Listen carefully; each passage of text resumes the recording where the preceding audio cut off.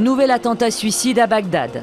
Un kamikaze s'est fait exploser dans le grand quartier chiite d'Al-Shab, dans le nord de la capitale irakienne, faisant au moins 34 morts et une trentaine de blessés.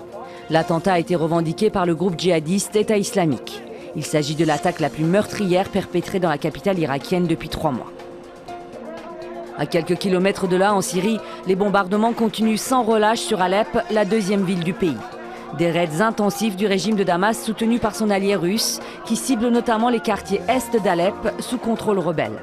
Au même moment se tient à Lausanne en Suisse une nouvelle réunion internationale pour tenter encore d'arrêter le bain de sang. Le secrétaire d'État américain John Kerry a rencontré son homologue russe Sergei Lavrov avant l'ouverture de la réunion. 3 mois après l'attentat de Nice, la France rend un hommage national aux victimes et à leurs proches. L'attaque au camion perpétrée sur la promenade des Anglais a fait 86 morts et suscité de violentes polémiques cet été. Samedi, la cérémonie s'est déroulée dans un climat plus apaisé, en présence du président de la République François Hollande et d'une centaine de personnalités politiques de tous bords.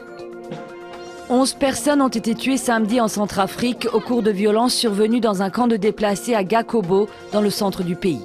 La MINUSCA, la mission de l'ONU forte de 12 000 casques bleus et policiers, a annoncé avoir pris des mesures pour renforcer sa position aux abords du camp et intensifier ses patrouilles.